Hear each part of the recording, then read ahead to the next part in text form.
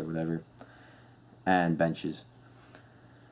And so I got kind of depressed because I realized that she has this mental bubble where she believes she has this comfort zone and the real world. And in this comfort zone, it's separated from the real world. And it's her internet stuff, all her friends online, her working out, hanging out with her cats, living in her bedroom, basically like all that's her comfort zone, and I'm outside that. Our relationship is outside her comfort zone. And so when things go wrong, she retreats there and says, I need to be alone in my own head because that's where her head is. And I got really upset by that. Like really depressed by that, because now she's fine. She's talking fine with all these other people, talking about her mother and their issues with that, talking about everything with hundreds of people online. She has all these conversations, and I just I can't even get 10 minutes on the phone with her, or even a text message back that has any substance except I'm sorry, I need to be alone. And, it really made me think. We've known each other basically for 2 years. We've really gotten to know each other in the past, 6 months. And I felt like that was kind of all, like it suddenly somehow meant nothing. And it crushed me. I was crushed. And now I had to deal with the fact that now I told her I wouldn't read her blog, and I had. So I couldn't sleep that night because of it. I went to work that Friday morning, 9 to 5, like everyone else, and I was just depressed all day. I didn't send her a text message. I didn't leave her nothing. Just all day. All I could do was just swallow my depression. I was losing it, so to speak. I felt like our relationship kind of meant nothing, and that she was basically holding back from me because I wasn't an important element of her life. And she was becoming an important element in my life. I was really starting to like this girl. And so that night, probably around 7 o'clock at night, it's the weekend. I'd finished all my midterms that previous week. She has her midterms the next week. And I send her a text message saying, hey, you're going to talk to me today? 7:30, 8:30, 9 goes by. And I was like, okay, she's not coming back to me. So I go on her blog, and she's mentioning me about how she needs more time, and how if only her boyfriend could just understand. She's concerned that she feels like her telling me that she feels like that I think I'm being pushed away, because that's exactly what's happening. I'm constantly going hey, I'm here, and she's like, no, go away. I need to be alone. She's just a whole week of that, or now at this point it's 3.5 days, 4 days of something going wrong in her life, and me being concerned about her well-being and not being able to do anything about it, and her constantly pushing me away. And so I'm just pissed. I need her to talk to me, because I have so much shit I want to say now because of how our relationship's going, and I need some things clarified because I feel like I'm being lied to. She says she needs to be alone, yet she's willing to talk to the world. She says she's having all these issues, yet she's talking to these people now as if everything's fine and telling them things are better now, but she still hasn't contacted me. And I'm going, why the fuck hasn't she contacted me? She knows I'm concerned about her. I told her, I'm like, look, I'm concerned about you. I just want to hear from you to make sure you're okay. Just got nothing. I mean, it was as if my concern for her and her well-being was somehow more frightening than whatever the issue was at hand. And I was just, I got mad again. I was like, I feel like I'm over this. As much as I feel like I almost love her, right? We've known each other for a while, and we've really gotten to know each other. Feelings are starting to develop, and I'm feeling like the feelings, even though they seem to be mutual, because she talks all this crap about me on her blog, how she's never had these feelings for someone before, and this must be what might be like to find the right person. And I was like, this is nice, right? Someone that has that mutual feeling of compassion for each other. But it's not translating to anything in the real world. And it just, damn, it was frustrating. So I kind of broke down that Friday night, late at night. I was like, look, you have to call me. Like, you have to Skype me, you have to call me, you have to text me. Like, no, it was like, either Skype or call. Like, you have to do one of those two things. Like, this needs to happen tonight. And she just sends back, like, please just be more understanding. You know, I need my space. I need to be left alone. You know, like, I really hope you understand. I know this seems like it's selfish and a million other things. I know it looks really bad, but can you just please do this? And I was just like, I can't. Like, I can't just sit there. Like, how long do I have to wait on the sidelines for your issues to be resolved and you to come talk to me about anything? And then she's like, I need to be alone. And at that point, I'm looking on her blog, and she's just chatting away with the whole world. And I called her on her bullshit. I was just like, you know what, Bridget? Last night, I was really concerned about your well-being and your mental health. And because you wouldn't talk to me, I looked on your blog. I read your blog, and, you know, I made some comments about things in her blogs. I was like, look, you know, that's a problem. You know, dealing with your mom really sucks. You know, because of her body image issues, she posts like half-naked nudes almost every day for like 10 minutes and then takes them down or some crap like that, so that people have a chance to go, wow, you're so beautiful, and make her feel better about herself, and then people reblog it, right? It's a public Tumblr. People reblog, that's what you do on Tumblr, and she'll get in the flame wars of people about reblogging her personal photos. And I was like, look, you can't get mad about people reblogging your personal photos when you put them up there for them to reblog. And that was pretty much the straw that broke the camel's back. She lost it. She was furious. Oh my God. The text messages I got after that, I was like, look, I'm sorry. I know you told me not to read it, but I was concerned. I had to make sure you're okay, so I read it. I understand the issue. You know, I feel bad. You know, I hope you'll forgive me for this, but I was just really concerned about you. I thought you might be suicidal. And she was just like, I can't believe you. You're just no. This is unacceptable. You didn't respect what I said. You don't respect who I am. You critique what I do. I was like, I didn't critique anything that you do. She was referring to the photo thing, because the fact I brought that up, and she was like, I have body image issues and you know this. I was like, I'm not saying that I disapprove. I mean, I do disapprove, but I never said that. I just said that you can't complain about people reblogging it because, I mean, it's putting up it for the world to see, and then someone comes by and says share, because the buttons are there. It just says reblog, share, all different social media, and they just click the button. You can't get mad about that. It's designed to do that. And then she went on a whole thing about how I invade her privacy. And at that point, I was like, what? Invaded your privacy? How did I do that? You have a public blog that you put your most intimate details on. I went back, there was things about us having sex. What about my privacy? There's photos of me on there. There's no photos of me on the internet. I mean, there's a few from various organizations I've been a part of, you know, big group photos, but now there's basically our photos together are on the internet. Like, what the hell? I told you not to post crap with my face on your blog because I don't want my face all over the internet. At least in image form. Videos is a slightly different thing. And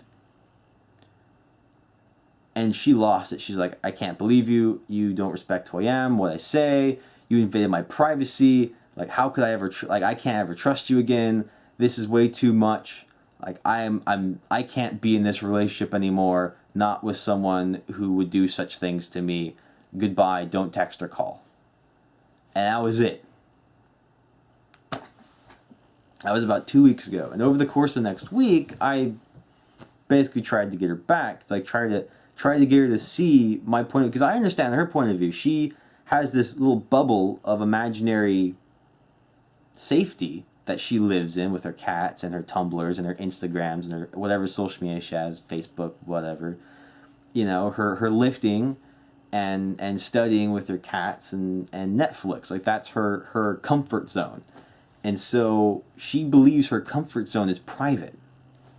It's not, and she's telling herself a lie, and I hope she actually knows it's a lie and just convincing herself otherwise.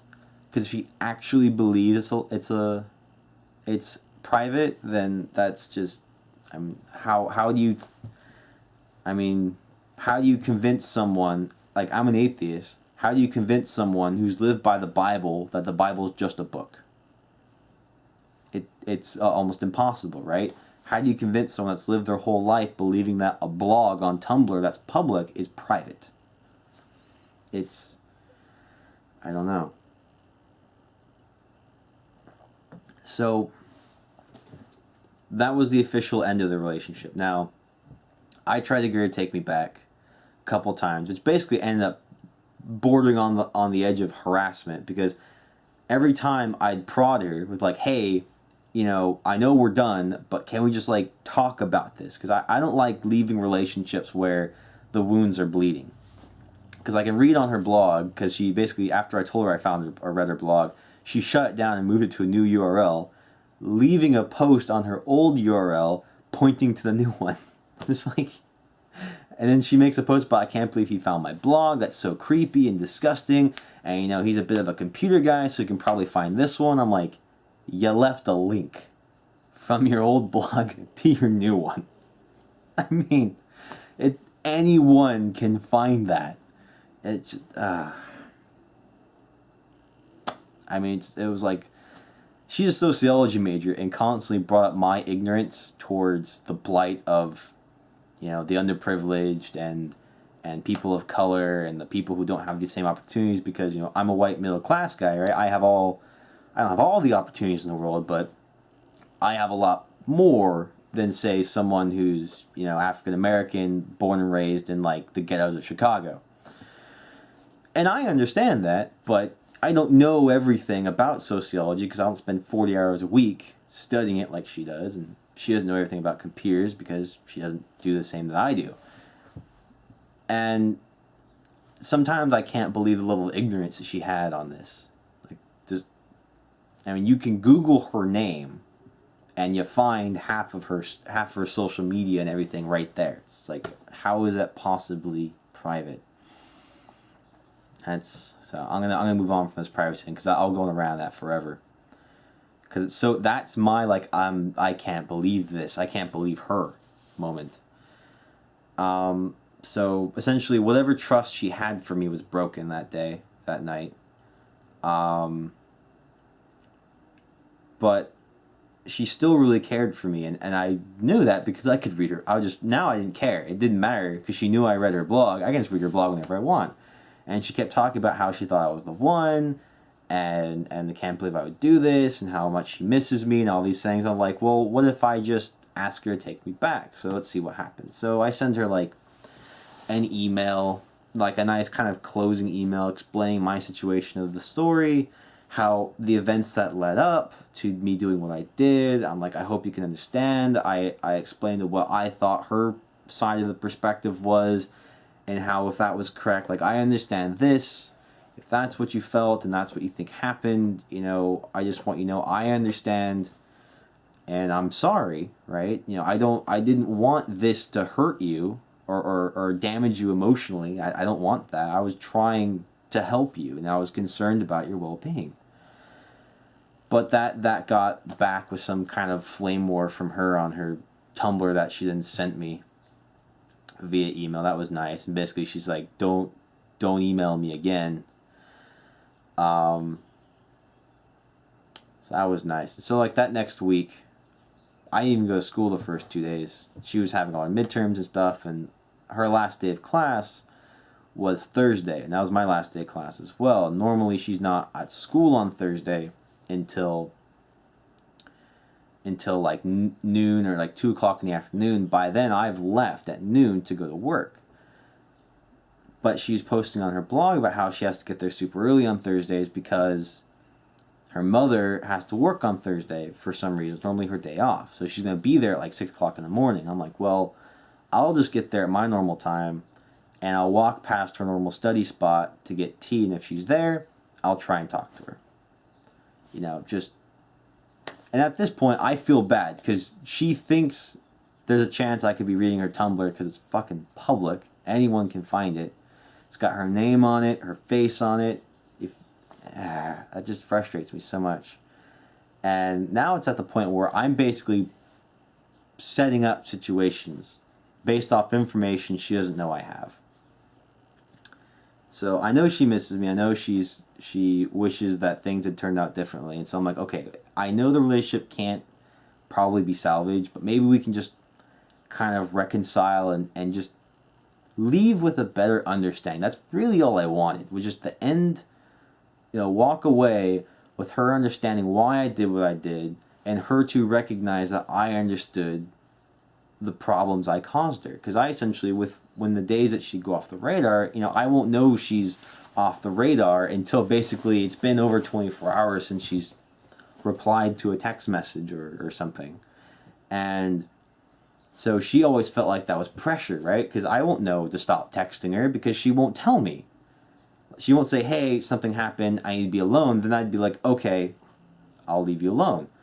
But, throughout the day, I was like, hey, saw something really funny, here's the link. Hey, how's your day going?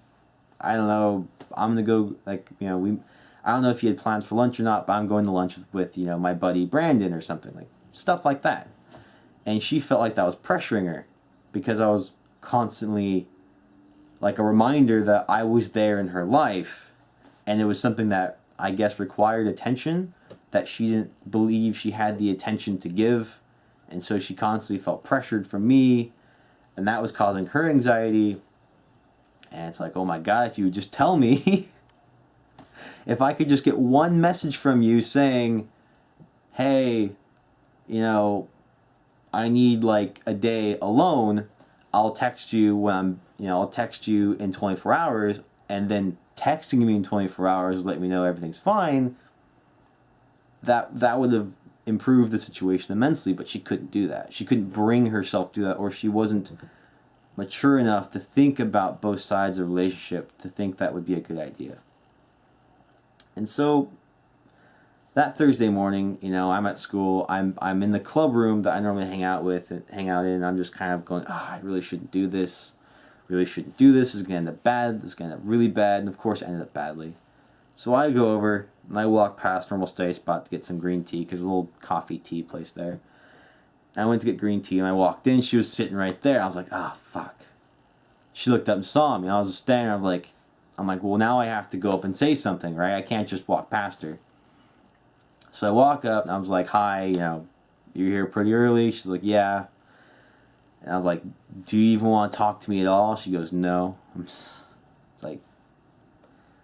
I'm like, is there anything that I could have done, like that I could do to, like, maybe next week during spring break, you won't be busy, you won't be stressed out, could there be a day where you could, set aside just a small amount of time where we can just talk about this? She just looked at me and said, there's no point.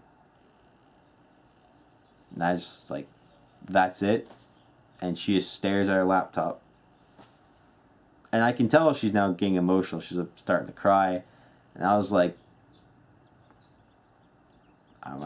please? Can we just, I know we're not getting back together, but can we at least talk this out and get this over with so that, whatever issues you had on the problem, you can get off your chest and I can get them off my chest. And she just went, no. And that was it. I scribbled her a little freaking note and dropped it on her textbook and left. She got upset about that. And sent me an email. We had like 2 or 3 emails back and forth, which was like the closest thing to a conversation we've had in a week and a half. And it ended with her basically saying, don't ever email me again, don't ever approach me at school again. I've now marked your emails for spam. I was like, well, that's nice. That's nice. Thanks. We were that close to actually having a conversation. She's just like, nope. That was it. That was basically it. Oh, and all my emails to her are cropped nicely and then posted on her blog, taken out of context specifically to make me look bad to her Tumblr followers, for more sympathy and to fuel her anger, which then made getting over me easier, which is just a convenience for her, really. So that was it. And what I've really learned from this relationship is really quite complicated, because these are things I had no way of recognizing early on, because there was no communication. It was an entire relationship where it was almost one-way communication. And the information I get back from her was basically nothing. The only thing she'd ever talked to me about is things she'd learned in class, sociology issues. And then when she talks about that, she gets very kind of, I guess, lecturing, so to speak. And it becomes kind of really difficult to hold a conversation with her, because I am not a sociology major. I can't really contribute much except, my experiences and what I know about the world, because I've traveled the world quite a bit as a kid. Not as a kid, but between the ages of like 14 and 22, I've traveled, several places in Europe and most of America and a bit in Mexico and things like that. So I've seen parts of the world that most people haven't. Places like Iceland, and places in Sweden and Finland and Poland and Germany and England and a bunch of others. And so I would use my kind of like worldly travels as kind of like my only perspective into like the sociology realm of information. But it was never enough to really keep up and continue conversations, and it basically ended up with me sitting there being essentially lectured by my girlfriend about all the stuff I didn't know. And she would get really excited about talking about it, so I let her do it, but whenever I'd kind of cut her off and tell her like, hey, can we change the subject a bit, this is kind of bumming me out, she'd get kind of offended, and that was just not very good. Because everything that she'd have to say, of course, it's based on the situation here in America, where everyone who's white and has money and has power and has security is contributing to the problem that's causing America to suck for everyone else. You could take that phrase and stick that over the header of every sociology paper she was reading, and that would be a good sum up. And so that I get kind of offended at some point. It's like, look, I was born into this. I'm not going around making people's lives miserable. And I started taking things kind of personally, because it was almost as if she was constantly attacking me personally. And I was just like, can you just like, can we change the subject to something else for a bit? And she wouldn't like that. And so now, reflecting back on everything, I'm sure I could have made that relationship work if I knew then